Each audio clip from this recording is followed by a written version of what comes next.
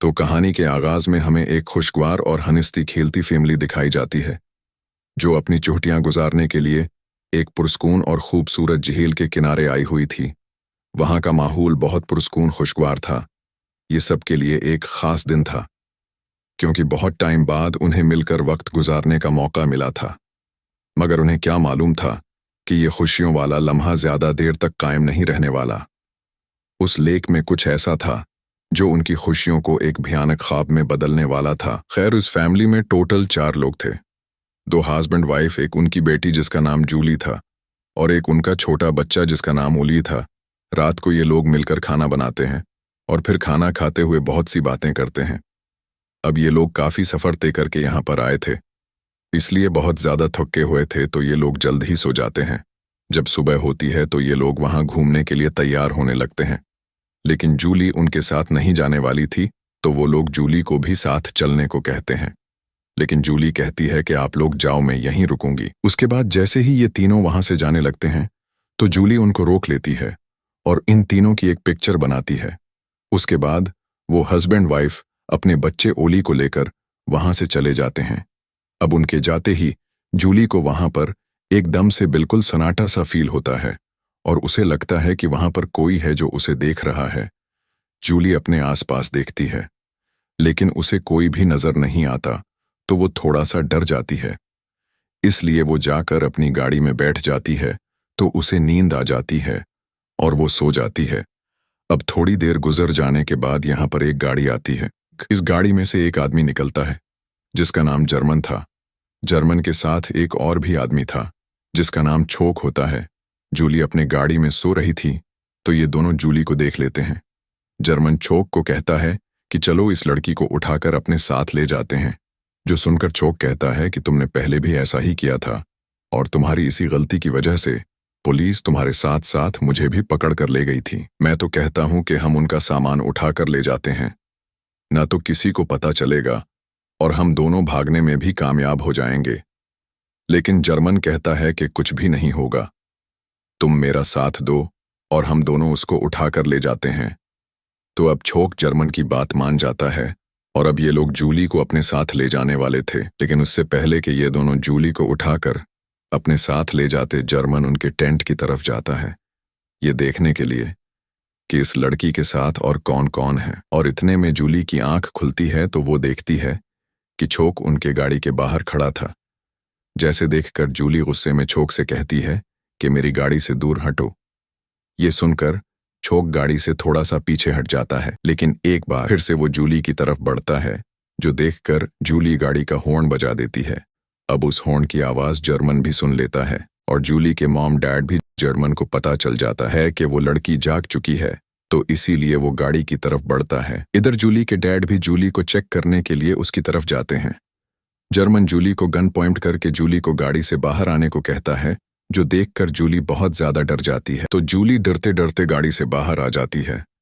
तभी जूली के डैड भी उसको बचाने के लिए वहां पर आ जाते हैं, जिसे देखते ही छोक और जर्मन जूली के डैड को मारकर बेहोश कर देते हैं।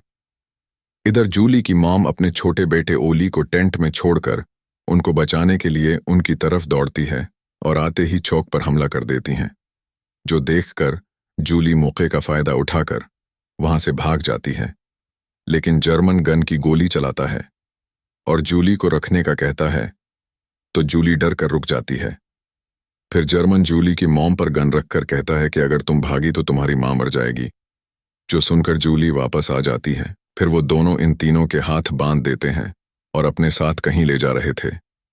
हम देखते हैं कि छोक एक जगह पर बैठकर जूली का मोबाइल चेक कर रहा था, जहां उसे उस पूरी फैमिली की पिक्चर नजर आती है जो जूली ने जाते हुए बनाई थी।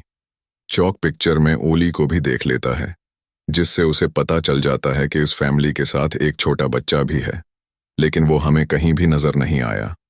अब ये पिक्चर छोक जर्मन को भी दिखाता है। फिर वो जूली की मॉम से इस बच्चे के बारे में पूछता है, लेकिन वो उसे अपने बच्चे के बारे में कुछ भी नहीं बताती, जो देखकर वो दोनों पूरी फैमिली को परेशान करने लगते हैं। जर्मन जूली के डैड के सर पर एक गन रखता है, जबकि छोक गन से उस गन पर निशाना लगाने लगता है। जूली के डैड डर की वजह से कांप रहे थे, तो इसीलिए उनके सर पर रखा हुआ का नीचे गिर जाता है, जो देखकर जर्मान एक बार फिर से वो कैन उसके सर पर रख देता है तो चोक दोबारा से निशाना लगाने लगता है।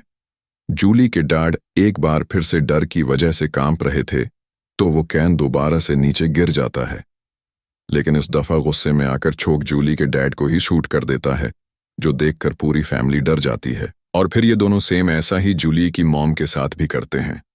और अब इस दफा जर्मन निशाना लगा रहा था तो वो कैन की बजाय जूली की मॉम को ही गोली मार देता है। उसके बाद वो दोनों जूली को भी शूट करके मार देते हैं। उसके बाद चॉक और जर्मन ओली को देखने के लिए इनके टेंट में आते हैं, लेकिन वो देखते हैं कि बच्चा वहां पर नहीं था। असल में ओली टेंट से निकलकर रोते रोते वहां से कहीं निकल गया था। अब सीन कट होता है और हमें 2 दिन बाद दिखाया जाता है कि एक कपल उसी लेक पर आया हुआ था। वो देखते हैं कि ये जगह तो काफी खूबसूरत है, इसीलिए वो काफी खुश होते हैं और वो भी बहुत एंजॉय कर रहे थे। असल में इन दोनों की नई नई शादी हुई थी तो ये दोनों भी अपना अच्छा टाइम गुजारने के लिए यहाँ आए थे। उसके बाद ये दोनों वहां पर अपना टेंट लगाते हैं, जो कि जूली लोगों के टेंट के पास ही था। लड़की का नाम सैम और लड़की का नाम एडाम होता है। जब सैम अकेली बैठी हुई थी तो वो उन लोगों के टेंट को देखती है और सोचती है कि वहां पर भी कोई फैमिली है और वो थोड़ी देर तक वहां पर आ जाएगी। लेकिन सैम को क्या पता था कि वो फैमिली तो मारी जा चुकी है। एडम आग जलाने के लिए लकड़ियां इकट्ठी कर रहा था और इसी बीच उसे वहां पर एक छोटे बच्चे की कैप मिलती है, जो बिल्कुल साफ थी, जैसे देखकर एडम थोड़ा सा हैरान होता है। खैर, अब रात हो जाती है और ये दोनों आग जला लेते हैं और बातें करने लगते हैं और थोड़ी देर बाद सो जाते हैं। अगली सुबह जब सैम की आंख खुलती है तो वो एक बार फिर से उस टेंट की तरफ देखती है। वो सोच रही थी कि शायद यहाँ रहने वाली फैमिली अब तक वापस आ गई होगी, इसलिए सैम चेक करने के लिए टेंट की तरफ जाती है तो सैम के साथ एडम भी चला जाता है, जो देखकर ये दोनों एकदम से बहुत परेशान हो जाते हैं, क्योंकि टेंट में सारा सामान ताज़ा था लेकिन बिखरा पड़ा था। ये लोग डिसाइड करते हैं कि ये लोग इस बारे में पुलिस को बताएंगे। अब जैसे ही ये वहां से जाने वाले थे तो उनकी गाड़ी का टायर पंक्चर हो जाता है, तो एडाम टायर ठीक करने लगता है, लेकिन तभी उसे सैम के चिल्लाने की आवाजें सुनाई देती हैं। तो वो भागता हुआ सैम की तरफ जाता है तो सैम एडाम को जमे पर पड़ा हुआ ओली दिखाती है, जिसकी हालत बहुत ज्यादा खराब थी। जो देखकर एडम उस बच्चे को चेक करता है तो उसे पता चलता है कि बच्चा अभी तक जिंदा है। तो वो लोग ओली को उठा लेते हैं और वहां से जाने लगते हैं। ये दोनों डिसाइड करते हैं कि हम इस बच्चे की पेरेंट्स को भी तलाश करेंगे। अभी ये दोनों वहां से जाने ही लगते हैं कि तभी वहां पर छोक आ जाता है। तब ये दोनों छोक को भी ओली दिखाते हैं। वो लोग छोक से हेल्प मांगते हैं ताकि ओली को जल्द से जल्द हॉस्पिटल ले जाया जा सके, लेकिन छोक कहता है कि तुम दोनों परेशान मत हो, इस बच्चे के पेरेंट्स यहीं कहीं होंगे और वो अपने बच्चे को बचाने के लिए आते ही होंगे। ये भी हो सकता है कि वो लोग किसी परेशानी में हों। जो सुनकर इडाम छोक को कहता है कि अगर वो किसी मुसीबत में होंगे तो हमें उनको बचाने के लिए उनको तलाश करना चाहिए। इसलिए चोक अपनी गाड़ी से गन ले लेता है और चोक के साथ एडम उस बच्चे के पेरेंट्स की तलाश में चले जाते हैं। और अब ओली का ख्याल रखने के लिए सैम वहां पर अकेली रह जाती है। उसकी बाद सैम गाड़ी में जाकर बैठ जाती है और उस बच्चे ओली के पेरेंट्स के बारे में सोचने लगती है। सैम देखती है वो बच्चा सो रहा था और वो था भी बहुत प्यारा। इतने में सैम को गाड़ी में से एक चाकू मिलता है। इधर हम छोक को देखते हैं, जो एडम को उसी जगह पर ले आया था जहां इन लोगों ने जूली और उसके पेरेंट्स को मारा था। लेकिन चौक देखता है कि वहां जूली की मॉम की डेड बॉडी नहीं थी, जो देखकर वो काफी हैरान दे जाता है, क्योंकि वो जानता था कि अगर जूली की मॉम यहां पर नहीं है तो वो जिंदा है। अब वहां पर डेड बॉडीज देखकर एडाम छोक को कहता है कि हमें जल्दी से यहां से जाकर पुलिस को इस बारे में बताना चाहिए। लेकिन छोक कहता है कि ओली की मॉम जिंदा है और हमें उसे ही तलाश करना चाहिए।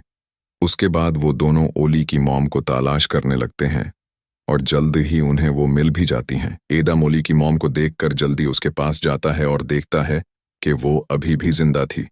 लेकिन तभी छोक ओली की मॉम को शूट करके मार देता है, जो देखते ही एडम बहुत ज्यादा डर जाता है और वो ये बात समझ गया था कि ओली की फैमिली को छोक ने ही मारा है। उसके बाद डरते हुए एडाम छोक से पूछता है कि क्या तुम मुझे भी शूट करके मार दोगे तो छोक कहता है कि नहीं, बिल्कुल भी नहीं।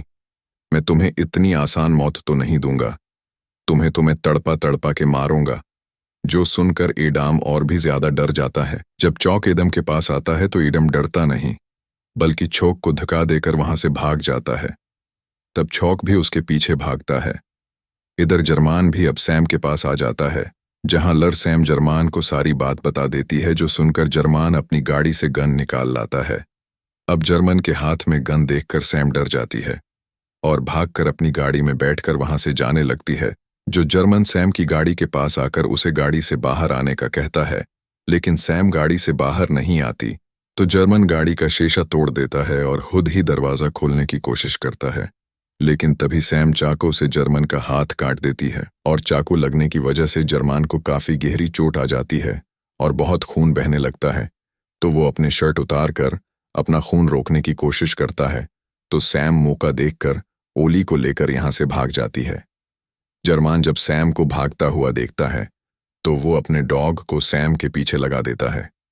इधर ईडाम भागते भागते एक जगह पर आकर छुप जाता है और छोक भी यहीं आसपास था, जो ईडाम को तलाश कर रहा था। तभी छोक को कोई भागता हुआ नजर आता है, तो वो समझता है कि ये ईडाम होगा, तो वो जल्दी से वहां शूट कर देता है और उसके बाद इस तरफ जाने लगता है जहां उसने गोली चलाई थी। चौक देखता है कि जब पर उसने गोली चलाई है वो कोई और नहीं बल्कि जर्मन था और गोली लगने की वजह से उसकी हालत बहुत खराब हो गई थी और वो दर्द होने की वजह से चिल्ला रहा था। वो गोली मारने पर जर्मन से माफी मांग रहा था कि तभी उसे ओली के रोने की आवाज सुनाई देती है।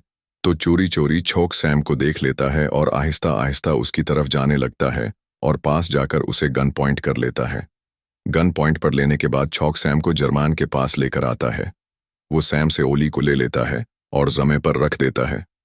जर्मन दर्द की वजह से बहुत चिल्ला रहा था, तो छोक गेटमैन को भी शूट कर देता है, क्योंकि गोली लगने की वजह से जर्मन बहुत ज्यादा तकलीफ में था और छोक जर्मन को दर्द में नहीं देख सकता था। उसके बाद छोक सैम को गाड़ी में बैठा कर वहां से जाने लगता है, लेकिन सैम जूद से गाड़ी का स्टीयरिंग घुमा देती है और उनकी गाड़ी का बैलेंस खराब होने की वजह से उनका एक्सीडेंट हो जाता है।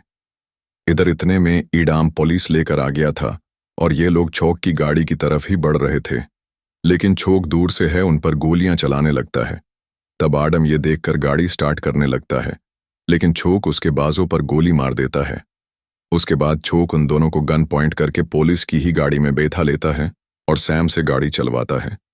चौक उन दोनों के पीछे गन लेकर बैठा हुआ था। सैम गाड़ी को तेज भगाकर स्टीयरिंग को मोड़ देती है और उनकी गाड़ी पलटकर दोबारा सीधी हो जाती है। इस वजह से ये तीनों ही जख्मी हो जाते हैं।